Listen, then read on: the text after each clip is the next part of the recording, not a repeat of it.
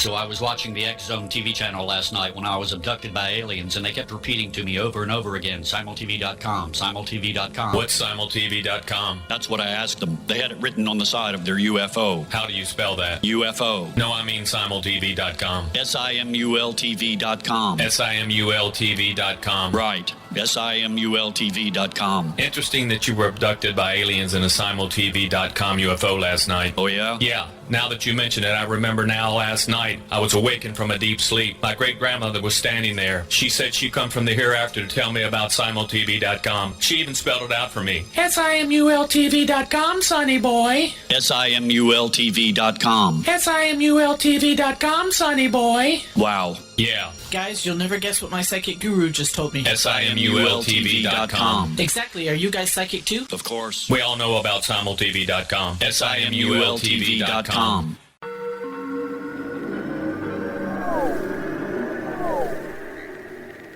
Roswell in the 21st century is a detailed re-examination of the Roswell UFO crash case. I have studied the evidence for more than 30 years, and I now put that evidence under a microscope in a cold case examination of the facts. These facts might not please everyone. They are based on my comprehensive investigation that took years to complete, but they do lead to the conclusion that whatever fell was not built on Earth. The Best of Project Blue Book is based on the 22-year-long investigation conducted by the Air Force. But the book goes far beyond that, bringing in evidence that was uncovered long after Project Blue Book was ordered terminated. Using facts that were unavailable to the Air Force investigators, I was able to prove that the Air Force manipulated the data and drew unrealistic conclusions about the UFO sightings reported to them. My different perspective shows there was more to Project Blue Book than even the Air Force knew. Both books are available at Amazon.com. Join Patty Conklin and Healing Within Radio each week. More than entertainment, Healing Within offers educational, useful tools for everyday life. Listen for help overcoming fear, anxiety, and depression. Patty knows about eliminating cancer, MS, dementia, Parkinson's, and a host of illnesses that we face every day. Life can be good. Life is good. All you need are simple tools to start changing your life. Start right now by visiting pattyconklin.com, PATTICONKLIN. No matter where you are in the world, you can work with Patty through Skype, phone, or in person, visiting one of her retreats in Georgia. Visit pattyconklin.com today or call our offices at 404-474-0086. That's pattyconklin.com or call 404-474-0086. That's the emergency broadcast. This is A Different Perspective with Kevin Randle. Kevin is a retired United States Army Lieutenant Colonel who has studied UFOs for more than 50 years. His military training has provided him with unique insight into military operations and UFO research. Kevin has investigated many of the most mysterious cases and has been consulted for dozens of documentaries and been interviewed on hundreds of radio and television programs about UFOs.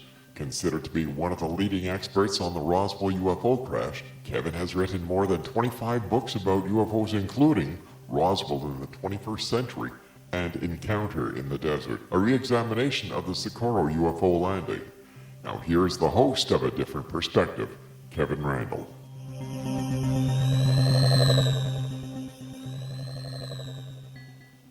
And welcome to this edition of A Different Perspective. I am indeed Kevin Randle, and before we start, I'm going to warn you all, I have had trouble speaking today. I do not know why. English is my native tongue.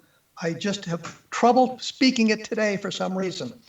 I'm joined today by Robert Sheaffer, who tells me he is a writer with a lifelong interest in astronomy and the question of life on other planets, as we all are. He is one of the leading skeptical investigators of UFOs and wrote the Psychic Vibrations column in the Skeptical Inquirer for almost 40 years. His book, Psychic Vibrations, reprints some of those columns. His most recent book is Bad UFOs, that came out in 2016, which is also the name of his blog that casts a skeptical eye on claims about UFOs. He is also the author of UFO Sightings, 1998, and has appeared on many radio and TV programs. His writings and reviews have appeared in such diverse publications as Omni, And for those of you who don't remember, that used to be sort of a science fiction, science fact magazine. Scientific America, Spaceflight, Astronomy, The Humanist, Free Inquiry, Reason, and many others. He is also a founding director and past chairman of the Bay Area Skeptics, a local skeptics group in the San Francisco Bay Area, which made perfect sense to me. He lives near San Diego, California. He has worked as a data communications engineer in the Silicon Valley. Well, that explains a lot. And sings in professional opera productions. His blog, as I said, is badufos.com. Robert Sheaffer, welcome to A Different Perspective. Thank you, Kevin. We're glad to be here. I didn't botch that too badly, did I? No, you got that right. I'm thinking how dated it all sounds, a publication that people never even heard of. But hey, that used to be hot stuff, like you said. That was a big glossy magazine on the newsstands, and now it's gone. Well, yeah, find a newsstand now. That's another. That's right. They're right on newsstands now. Oh, and it didn't translate to, I guess, the internet. Well, anyway, I invited you on the program. I had Michael Shermer on several months ago, and I wanted to ask him questions about evidence, but we got off on Project Mogul, which is always a mistake. And I think I was somewhat overbearing. Well, you not only understand, you probably memorized all the launches and where they landed and what each document says, and nobody else knows that stuff. I'd have to go and spend a couple days looking for it and just to reply to what you said. I think the interesting thing is a lot of the guests I have on the program who've written UFO books aren't aware that I know as much about the phenomenon as I do. And we sometimes get off on tangents there because they say something that I know is absolutely preposterous. I try to follow it to the end. And he mentioned something about Project Mogul and was not aware of some of the facts. But before we get into Project Mogul, and I'm sure we'll get there at some point, I wanted to talk to you about something I wanted to talk to him about, which was the nature of evidence. And we did some of that, but we didn't get into it too deeply. And I know that people have different thresholds of the evidence they'll accept as proving something or disproving something. And as a skeptic, I think your threshold is somewhat higher than those on the other side of the fence, the true believers. But is there, in today's environment, is there a case or a report that you find particularly intriguing, which is not necessarily proof of alien visitation, but certainly is not easily explainable in terrestrial terms? No, I don't think anything is like that. I suppose you would have to say that the hottest unexplained case, so-called right now, is the so-called Tic Tac UFO video that came through our good friends originally, To the Stars and Tom DeLonge, and then finally the Navy got around to releasing it several years after To the Stars claimed that it had been released, when of course it wasn't, it was just leaked. Midwest has, as you know, on Metapunk has done a lot of examination of that, and people, and there's a forum for discussing these things. This really, both of those, the Tic Tac and the gimbal UFO video appear to be distant jets. And if we knew exactly when, what time and exactly where they were taken, we might even be able to figure out which jets, because apparently this, flight-aware radar thing is quite good for doing that. So no, I don't think that, people say, well, it went from 28,000 feet down to 0 feet in 2 seconds or something, and therefore it traveled at this speed and it's impossible, and therefore it's alien or it's, something spectacular. And no, the pilot, Fravor, was directed to a spot in the ocean at 28,000 feet. They said, when you get to this spot, that's where the UFO is at 28,000 feet. Looks around, he doesn't see anything. Then you start looking around. Well, it must be a UFO here somewhere. Then starts looking down at the ground and at the water. Well, what does he see? He sees a shape. Could have been a lot of things. Could have been a submarine. Could have been a balloon below him or whatever. But the point is, it's a different object. People, jump to the conclusion. Well, it went from here to here in 0 seconds. No, it didn't. He tried. There was nothing in point A. So you look around. There's something in point B. Not necessarily the same object. Probably not the same object. So that's why I'm saying, there really isn't any evidence. in this kind of thing. We just don't have enough to nail down any claims about it. Well, what about the Levelland case? We have witnesses at 13 separate locations reporting a similar object. It interacts with the environment. We have police officers involved, fire marshal involved, many civilians reporting the thing independently, stalling car engines, causing the headlights to dim, the radios to fill with static. I recall you brought this up the last time that I was on, and now since then there was something very interesting that I saw, and I'll see if I can find it now. But somebody did a write-up on this. I think I'm trying to remember if it was on UFO Updates or where it was. But basically, the story, it doesn't seem to be quite consistent. In other words, of who's reporting it. And the suggestion is that a couple of guys were hoaxing the calls. And now I should have, I suppose, looked this up in advance, because obviously I should have realized you were going to ask about that, and I'm trying to think of where that would be now. But what evidence did they present that a couple of guys were hoaxing the calls? I can't remember it. Oh gosh, look, I really can't. I don't have. No. It's all right. I can go and look at a few places, and if I'm lucky. Let me ask you this. Let's stop the search. Let's do it this way. After we discussed it last time, did you looked at some more information about it? Did you come to any conclusions? Did you reach anything other than this report that some of the guys were hoaxing the phone calls? I didn't find, I mean, we talked about the Blue Book records and so on. I didn't do anything more on them. I don't have anything more on that. I guess I should take better notes on this. I could get back to you, because this doesn't work on a radio show. I could get back to you in a couple days with the information, but I'm afraid I can't pull it up right. What I'm looking for here is, and this is what bothers me, and it bothers me from both sides of the coin, whether it's the skeptical side or the true believer side, is you mention a case and the belief structure of the person you're talking to seems to come into play, and they reject all the evidence that suggests the other side of the coin. The Charles Whitted case comes to mind immediately. Those were the two airline pilots who saw the cigar-shaped objects with the square windows. I am convinced, based on the evidence, based on reading the reports, that they saw a bolide, very bright meteor. And we have evidence to support that conclusion based on the Zond 4 reentry in 1968, which was a Soviet spacecraft reentering.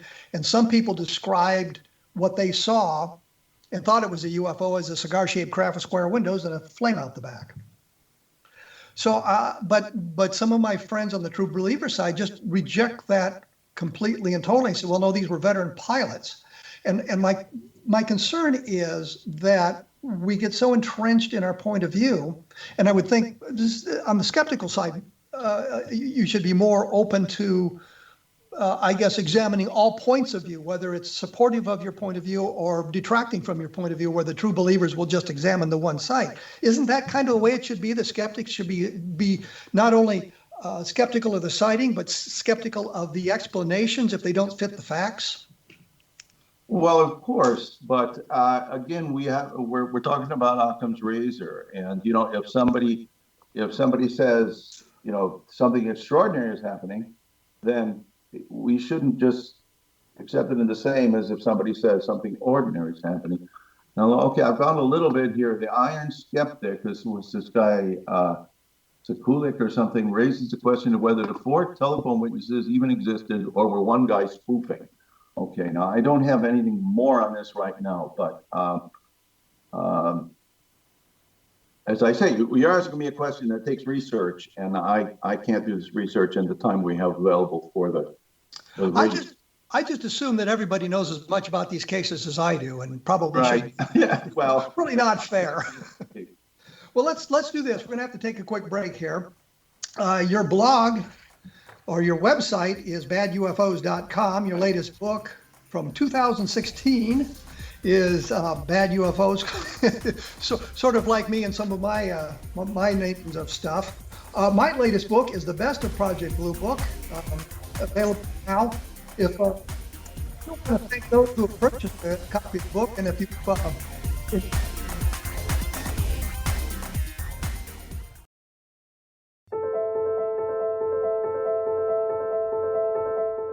Are you looking for psychic services that empower as well as provide accurate information?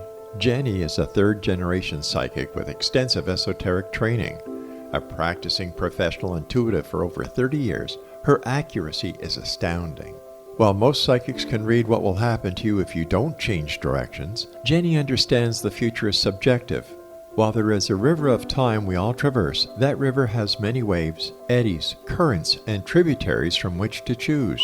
With Jenny as your guide, you can explore the many possible outcomes in the river of time and navigate your course to the one of your liking. Take control of your future. Book your life-changing session with Jenny today at www.gen-e.net. That's www.gen-e.net.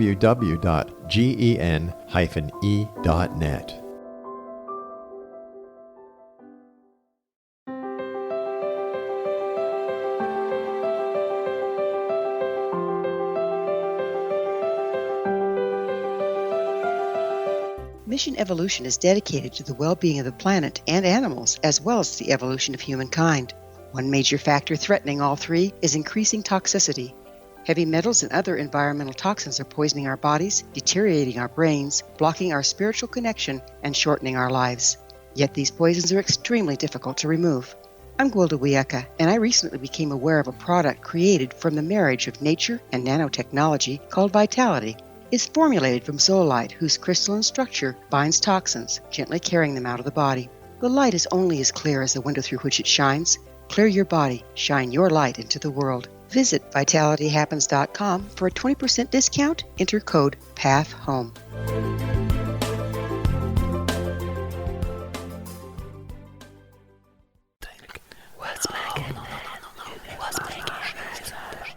In the mid-1990s, I was approached by a young woman who believed she'd been abducted by alien creatures. In conversations, I began a journey that took me not into the world of interstellar travel, but back through time into past lives. Under hypnotic regression administered by a professional rather than describing abduction, Jenny, as she is called, begins to tell a tale of horror in 19th century London. Her unbelievable past life seems to connect with Jack the Ripper and other monsters of the past. Throughout the session, Jenny provides a rich detail of her past lives that links some of the most horrific killers in history to one another. Using the resources of a university library in the pre-internet's day, I was able to verify some of Jenny's claims. She has knowledge that wasn't readily available to a suburban housewife. Does this prove the reality of her tales? Conversations attempts to answer that and other provocative questions. Conversations is available at Amazon.com.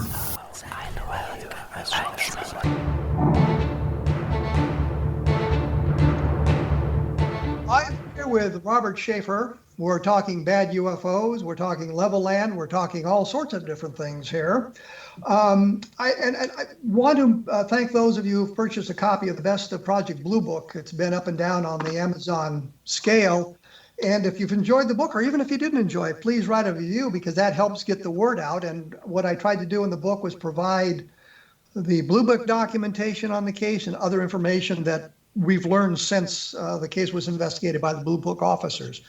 When we went away, we were sort of talking about the question of if there was a case or something that the skeptics would look at and say, well, it's unidentified, as opposed to making it alien spacecraft. And Robert, you'd mentioned Occam's razor and the idea that the simplest solution is probably the best.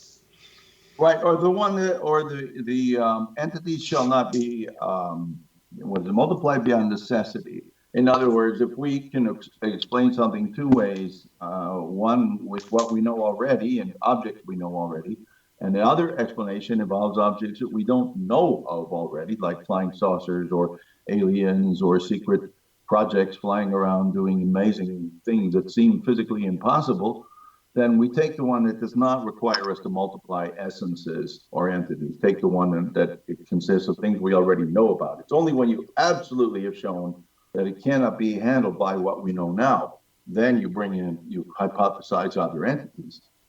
Now, is there a UFO case that you think of as unidentified that we have no good terrestrial explanation for, which doesn't necessarily mean it's extraterrestrial, but we don't know what it is. We can't really explain it in today's environment. It could be some bizarre natural phenomenon. It could be some guy in his private plane with his landing light on at 3 o'clock in the morning, that the wind was blowing the wrong direction, and we have no good explanation for it. But is there any cases that you think of as unidentified?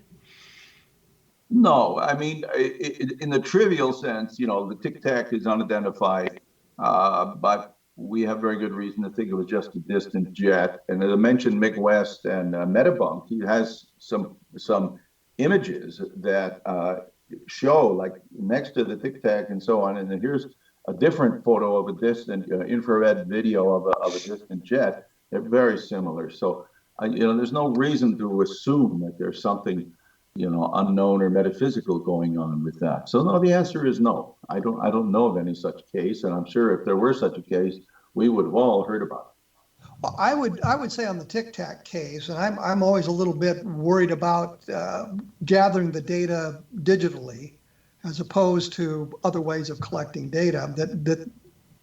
That sort of thing sometimes generates its own anomalous object or symbol on the displays and that sort of thing. I'm always a little bit worried about that, especially when we don't have all the evidence and all the video that's available. So I've never been really happy with that. The only thing that it suggested to me that it seemed to be a loosening of the embargo on UFO evidence, meaning simply that they released, or this was leaked into the public arena, and it wasn't immediately trashed by the mainstream media and everybody else. People stood back and took a look at it and said, well, this is interesting, as opposed to, well, this is something else.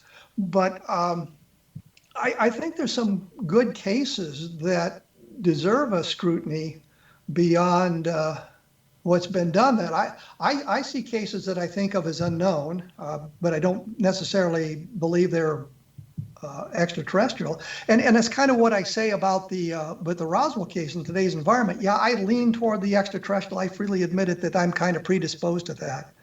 But if you look at the evidence for Roswell in a dispassionate way, you have to say, at least I have to say, it doesn't get us to the extraterrestrial, but we have no good solid terrestrial explanation either.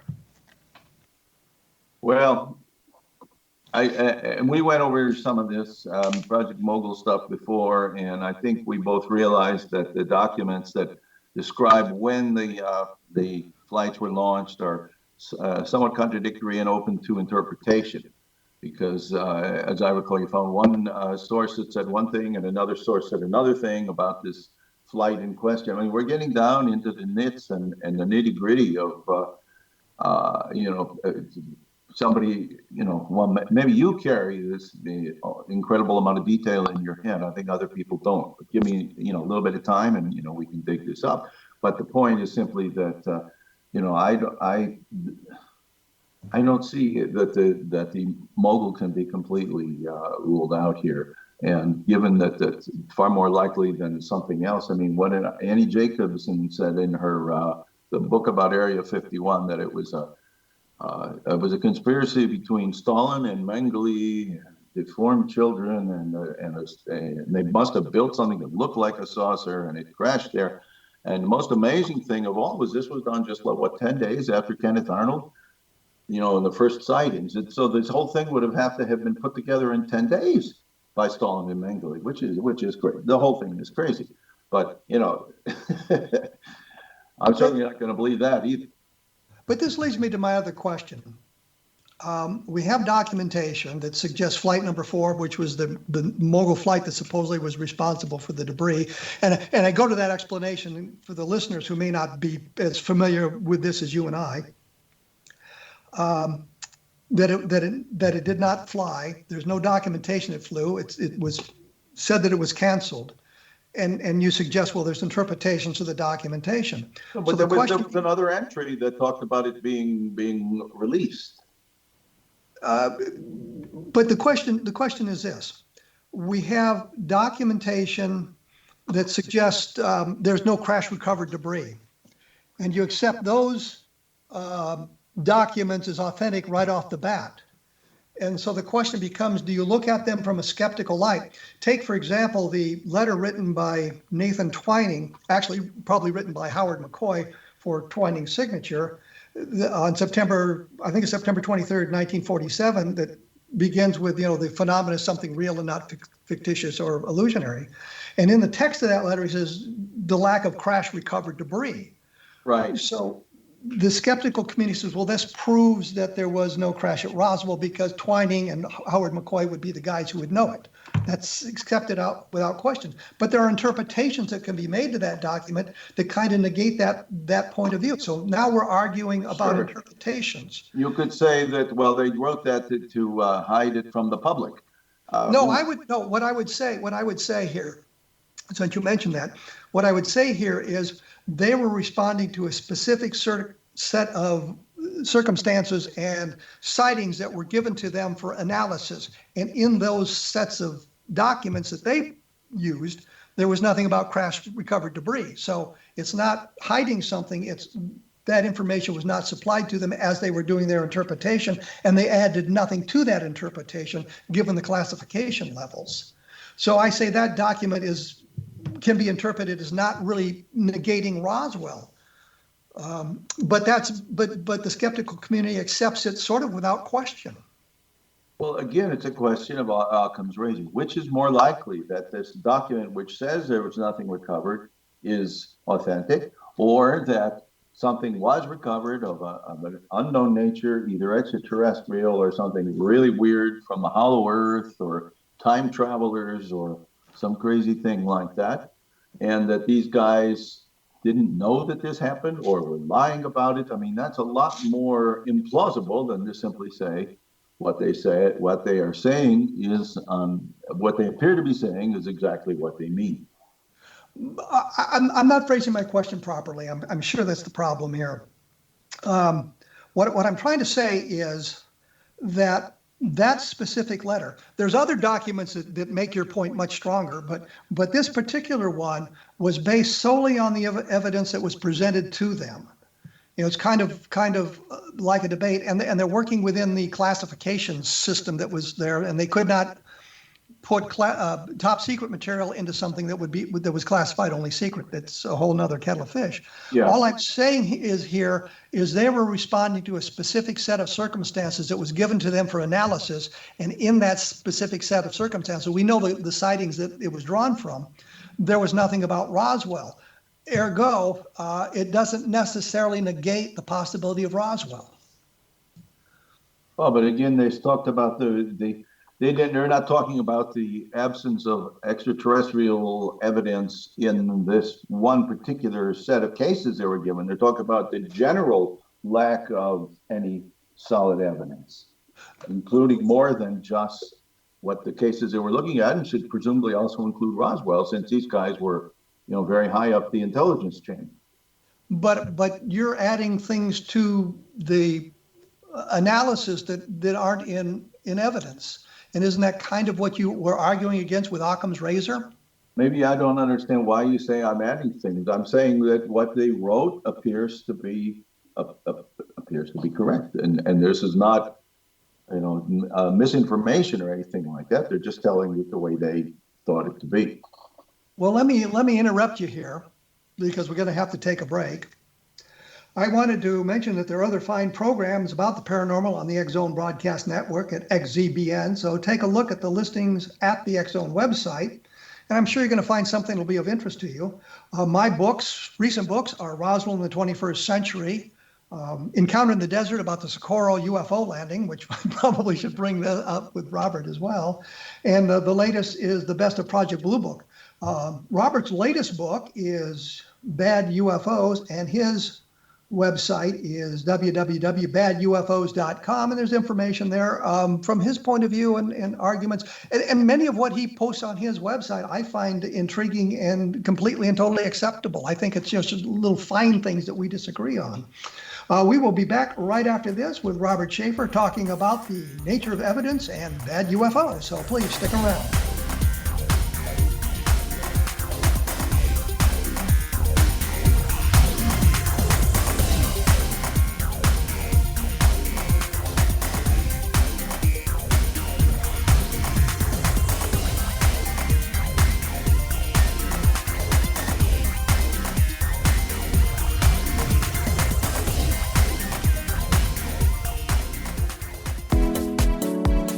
How would your life change if you could develop the business and personal skills that you need in order to make more money? Do you want to learn how to achieve your big life goals faster?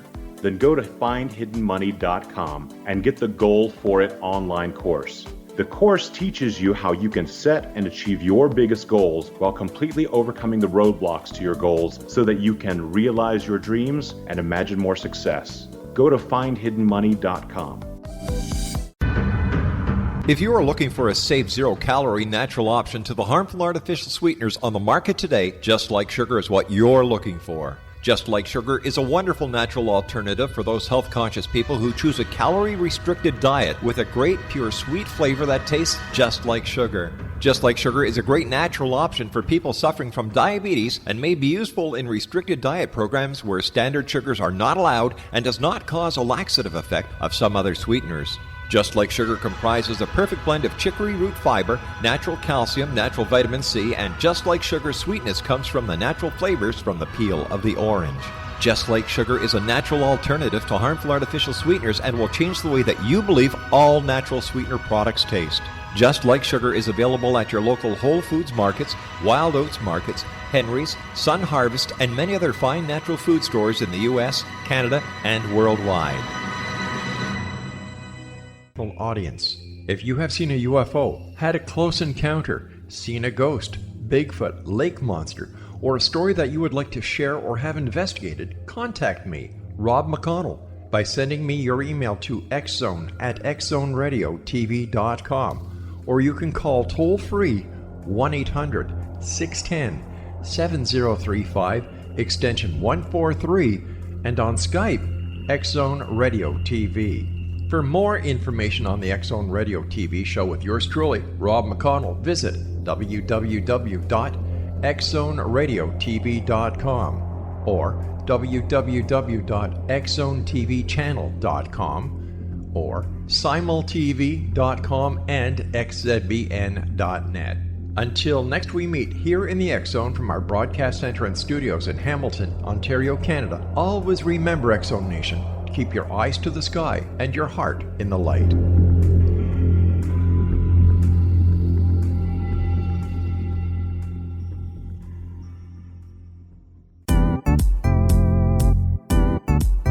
Memorable dynamic presentations are a not-so-secret weapon in the business world.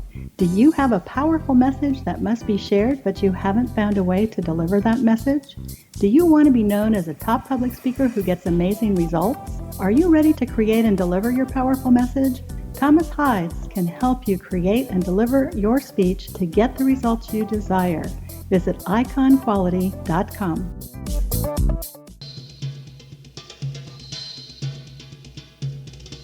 I am here with Robert Sheaffer, attempting to talk about the nature of evidence. I think that I've allowed the conversation to drift away from where I wanted to go in the beginning.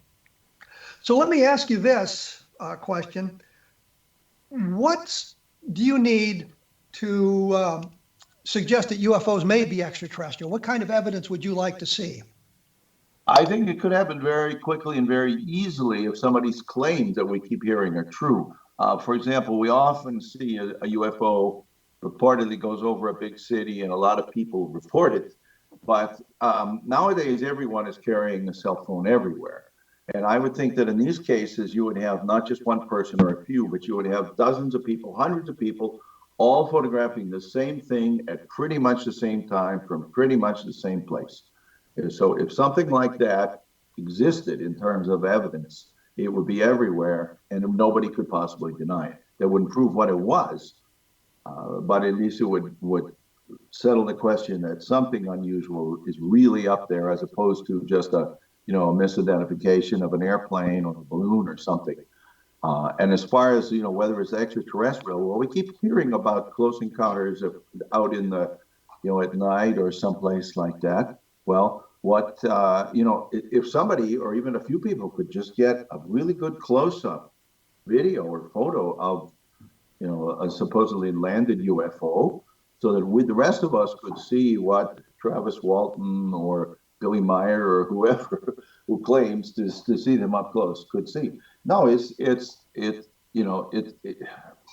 been a long time since we've been discussing the so-called a shyness effect or a jealous phenomenon of it.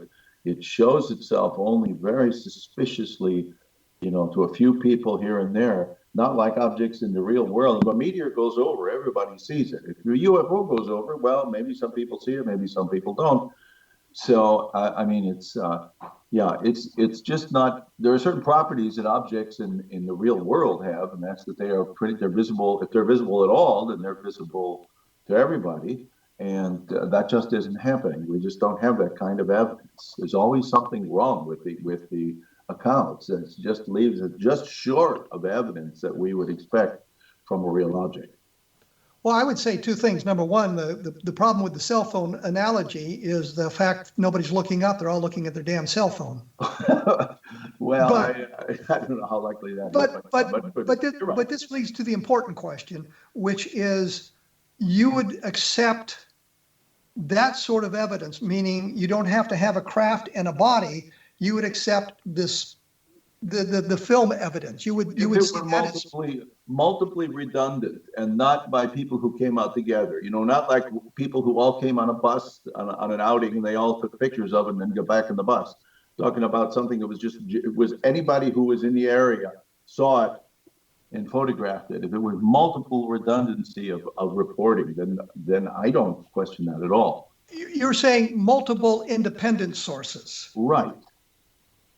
And if there was a radar confirmation, that would just add to the evidence? Again, it's a question of how well the radar correlates with what people are saying. I mean, we see this again and again. We see this with Tic Tac. We see this with other reported radar cases. Somebody's looking at a radar scope. They say, I see something on a radar scope. Go out and see if you see something. Guy steps outside. He looks. He sees Venus. He says, oh yeah, I see it. It's out there. See, I mean, that's not radar confirmation, but that's the kind of thing that appears to be happening when claims are made of radar confirmation. What I'm saying is that there is a level of evidence you would accept that does not require the landing of a spacecraft. Right. And if the performance of the craft in the videos is... if it were truly, if it could be analyzed and shown to be, well, it went from point A to point B in short time and very high speed, okay, that'll be evidence. But it's not, somebody sees something at point A and then somebody else sees something else at point B, and they say, well, it went from A to B in very short time. But no, if you can show this happening, you can see it along the way, see it moving, so that there's no speculation involved. Then that's something that has to be taken seriously. But that doesn't happen, or it hasn't happened. But the thing you also seem to be suggesting here is that there is no alien visitation, ergo nothing that we have in the way of evidence today would be of sufficient quality to prove alien visitation, because it seems to be a circular argument to me, and I may be missing something here. And I understand that the threshold of evidence is extremely high, and we need it to be extremely high. But it also seems that you might be suggesting that we reject some of the evidence simply because Occam's razor says no.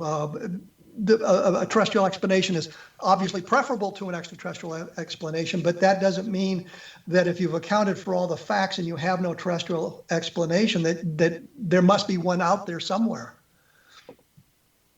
No, I don't think that's what I'm saying. I'm not aware of any cases that come even close to meeting the criteria that I have described before.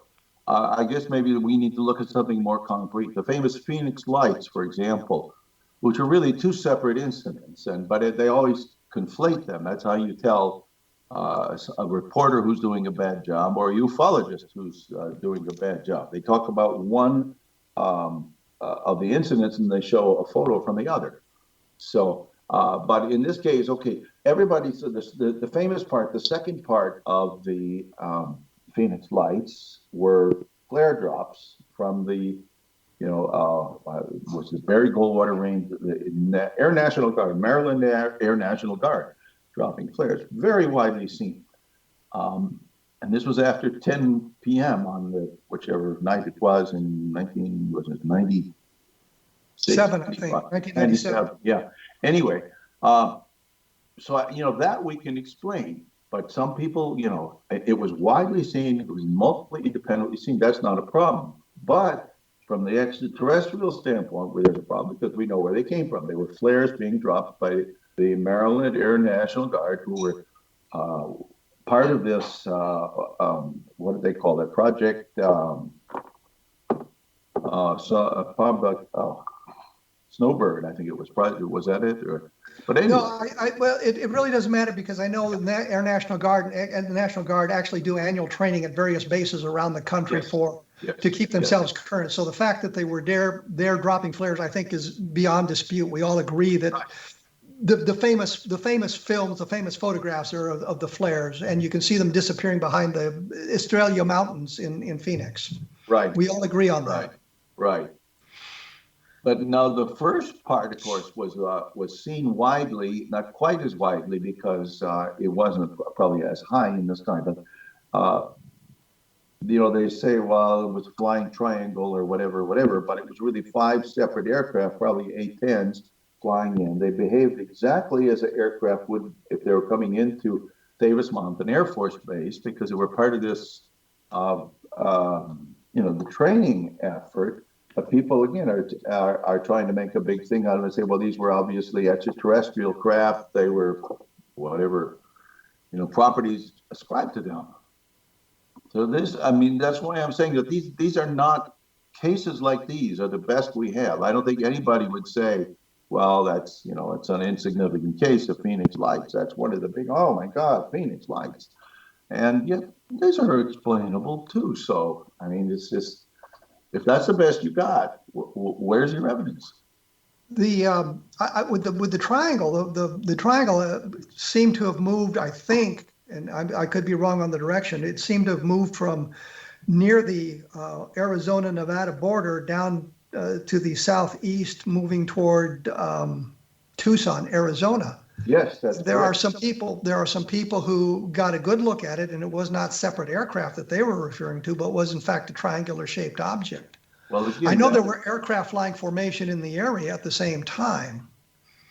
Yeah, but that was what the people reported. That was their interpretation of it. There was a video taken, and I can give you that information. I've got all this on my blog. As a search box, just look for Phoenix Lights on my blog. And it goes into, we know that there was it was on Terry Proctor was a guy who took the photo, and this was from a Discovery Channel program, UFOs over Phoenix. And at the start of the video, you can see them in a particular orientation. 10 seconds later, 20 seconds later, 43 seconds later, the planes are moving with respect to each other. So it's not a solid object. So again, if this is the best solid evidence that anyone has. Again, I don't doubt that the people who reported, they thought it was a solid object. I'm sure that they thought that, but they're apparently this was not correct. Well, we've seen a lot of cases that have blown up in the years, and Charles Whitted again springs to mind the great case of the cigar-shaped object with the square windows. And I like I said, Jerry Clark and I disagree on this. I think it's explainable. He believes it is something more than just a bowline. We're going to take our last break here. I'm sitting here with Robert Sheaffer, or I should say we're social distancing. Yes. He being in California and me not being in California. Yeah. His website is www.badufos.com. The book, which came out about 4 years ago, is Bad UFOs. Mine, of course, is Roswell in the 21st Century, because I think it gives a more dispassionate look at the Roswell case. And we've mentioned Mogul, and there's a big, long chapter about Mogul in that book for those of you who are interested in getting into the minutia of some of these things. So we will be back right after this with Robert Sheaffer, and we'll try to talk a little bit more about the nature of evidence. So stick around.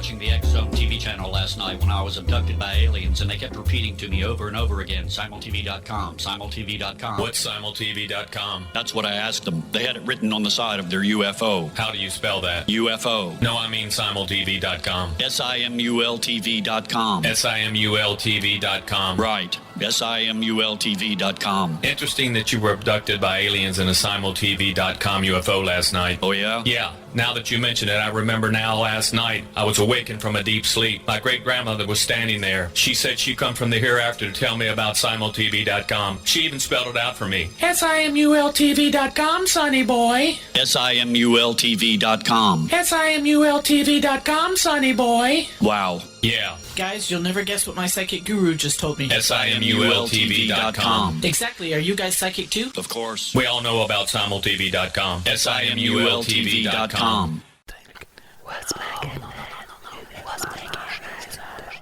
In the mid-1990s, I was approached by a young woman who believed she'd been abducted by alien creatures. In conversations, I began a journey that took me not into the world of interstellar travel, but back through time into past lives. Under hypnotic regression administered by a professional rather than describing abduction, Jenny, as she is called, begins to tell a tale of horror in 19th century London. Her unbelievable past life seems to connect with Jack the Ripper and other monsters of the past. Throughout the session, Jenny provides a rich detail of her past lives that links some of the most horrific killers in history to one another. Using the resources of a university library in the pre-internet's day, I was able to verify some of Jenny's claims. She has knowledge that wasn't readily available to a suburban housewife. Does this prove the reality of her tales? Conversations attempts to answer that and other provocative questions. Conversations is available at Amazon.com.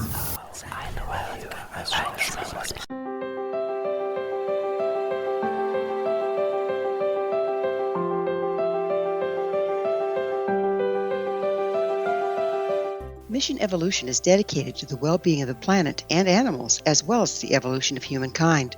One major factor threatening all three is increasing toxicity. Heavy metals and other environmental toxins are poisoning our bodies, deteriorating our brains, blocking our spiritual connection, and shortening our lives. Yet these poisons are extremely difficult to remove. I'm Gwilda Wiyaka, and I recently became aware of a product created from the marriage of nature and nanotechnology called Vitality. It's formulated from zoolite, whose crystalline structure binds toxins, gently carrying them out of the body. The light is only as clear as the window through which it shines.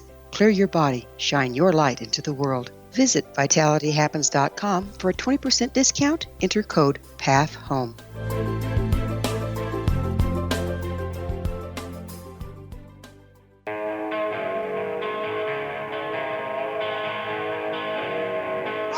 Here's my guest on a different perspective. We're talking the nature of evidence. We were talking about the Phoenix Lights, and between you and me and nobody else, because nobody's listening, I shouldn't say it. That's probably a bad thing to say on a radio show. I've never been overly impressed with that case, and don't think it really is as important as some people said. Are there some UFO cases that really give you pause that the explanation may not be as solid as you'd like, but there's something to it that you find fascinating? Isn't that essentially the same question you asked before? That was there some, that I thought I was trying to nuance it a bit. Yeah. To give you a chance to talk about any cases that you kind of like, but you have what you think is an explanation for. Is there anything that's really impressed you about the UFO investigations or an investigation at all? Well, again, I have to say no, because we've mentioned, I think, in passing some of the major cases, the Llewellyn and the Phoenix Lights, and I'm sure, and the Tic Tac and the Gimbal, and these are all the major cases, at least the ones that we find being, touted now. And I think we've specifically for each one, there's reasons to be not so completely impressed by it. And I told you what would be very impressive, the multiple independent reports and multiple independent photos and videos. That would be very impressive, but we don't have those. Well, it just seems to me, and I'm probably hitting the same nail, that the skeptics aren't quite as skeptical for the explanations as they are for the cases. I mean, they kind of accept explanation that may not be as solidly defined as it could be to explain some of the case. Again, the child's witted, it's a meteor. We know that. But is there somewhere the evidence, you've got a suggestion of a possible explanation, but it's not as solid as it could be? Do you question any of the explanations? Well, I have questioned explanations, yes. But I remember there was one guy who wrote, and I think it may have been published in the Skeptical Inquirer, about how supposedly the, what was it? Socorro was a mirage, an atmospheric mirage of the star Canopus in the daytime.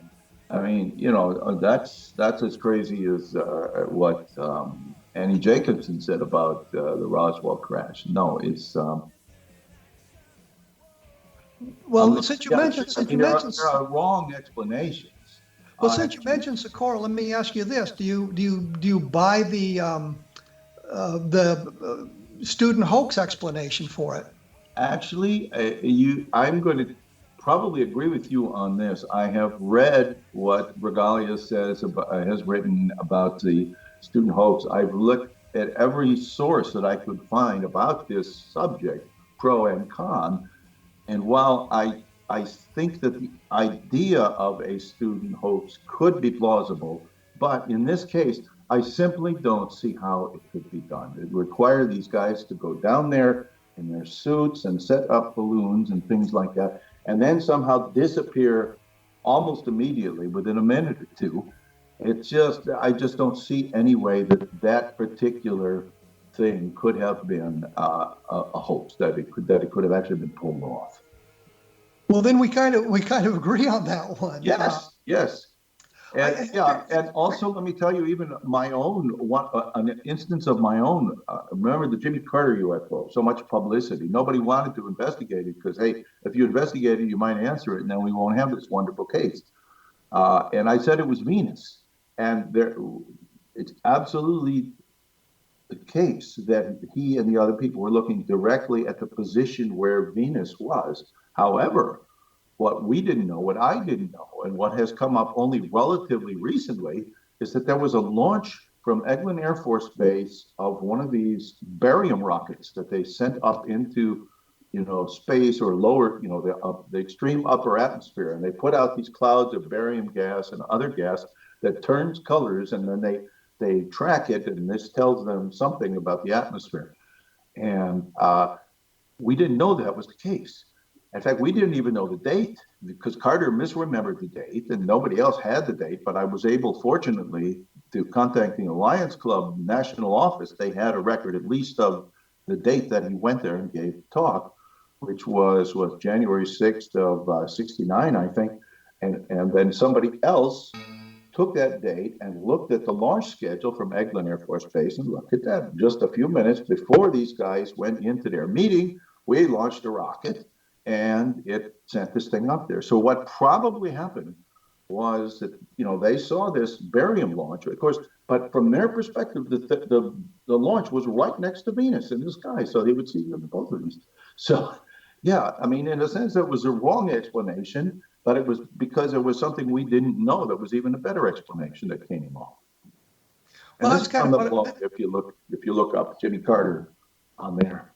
Well, that's kind of what I'm looking for here, was that the skeptical explanation isn't necessarily always acceptable or accepted.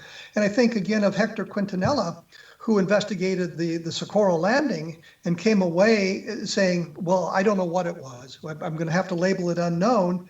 But he also said in his book, and I don't know if you happened to see his book, he said at the end of his book, he was sure that the explanation resided somewhere in Lonnie Zamora's head, meaning Zamora had seen something.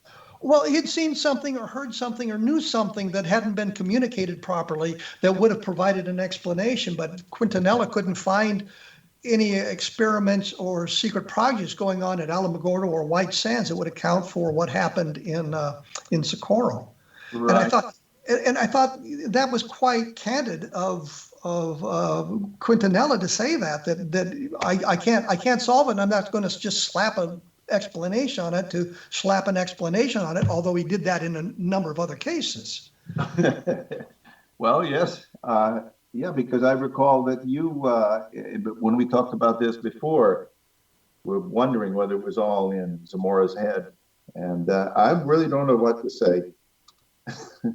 But wouldn't that be a puzzling, isn't that the puzzling case I've been kind of casting about for, that you don't have a good solid explanation for it? Well, I guess you could say that, but it doesn't mean that I think that there was anything really strange going on. I think it just means that we have been given a very confused story and confusing story, and very little, in the way of solid evidence, although there was holes in the ground and so on. Did the hoaxers dig those, or was Zamora himself a hoaxer? Was somebody trying to fool him, or was he trying to fool somebody else? Well, okay, I grant you that's puzzling, but it doesn't suggest any phenomenon, I don't think. But this was all I've been spending the last hour searching for.